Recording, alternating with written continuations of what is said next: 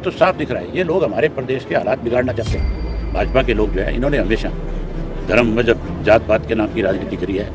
मुझे इस बात का अंदेशा है। प्रदेश मुख्यमंत्री जो होता है उसकी जिम्मेवारी पूरे प्रदेश की होती है, हर नागरिक की होती है। प्रदेश में कहाँ गलत हो रहा है, कौन लापरवाही कर रहा है, कौन अधिकारी किसी के साथ अन्याय कर रहा है, उसको कौन देखेगा। अगर उसके कहने से चपरासी नहीं बदले जा सकते, उसकी चपरासी नहीं सुनने को तैयार, तो फिर उसको इस पद पर नहीं रहना चाहिए, पद छोड़ देना चाहिए और ये जिम्मेवारी किसी और व्यक्ति को दी जाए। दोनों मामलों में सरकार की लापरवाही हुई है। टोटल सरकार की लापरवाही की वजह से ये हुआ है। उसने तो आईजी ने जो है, जो एडीजीपी था, वो तो 10 साल से कंप्लेंट कर रहा था कि मेरे साथ गलत हो रहा है। उसकी जांच उस वक्त होनी चाहिए थी। अगर उस वक्त सही तरीके से जांच हो जाती सारी बातों की, तो मेरी ख्याल इस तरह के हालात पैदा नहीं होते। आज जो संदीप ने सुसाइड किया है, लाठर ने, वो भी ये मान के चलो कि सरकार की लापरवाही है। सरकार के सामने जब सारी चीज़ें आएगी थी तो फिर समय रहते कार्रवाई क्यों नहीं करी।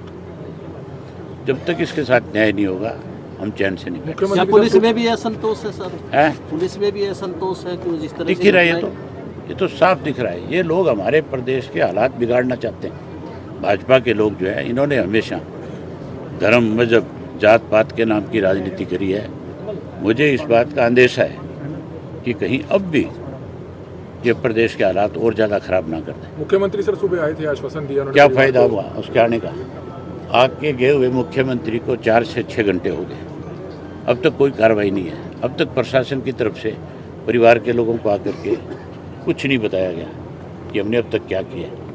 मुख्यमंत्री आया, आते ही साथ के साथ जो सरकारी तमला उसके साथ था, उसको आदेश देना चाहिए था कि तुरंत कार्रवाई करें। मुख्यमंत्री कहे किसको बेचारा, जब चपरासी नहीं मानता उसकी, तो फिर उसकी एसपी और डीसी कैसे मानेंगे। सर डीजीपी लंबी छुट्टी पर भेज दिया, नए डीजीपी लगाए गए हैं, तभी अंतिम संस्कार हुआ है डीजीपी भाई पूरन कुमार का आज। चलो वो तो उनके परिवार का फैसला है।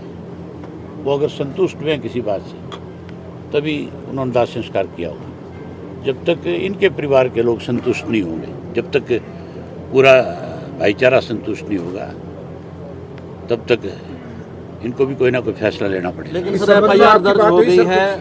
आपकी बात हुई सर?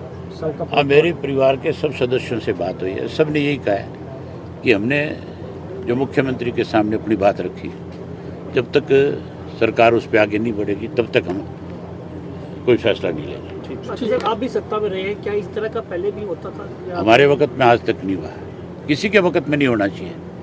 फिर तो सरकार का फेलियर है, खत्म है।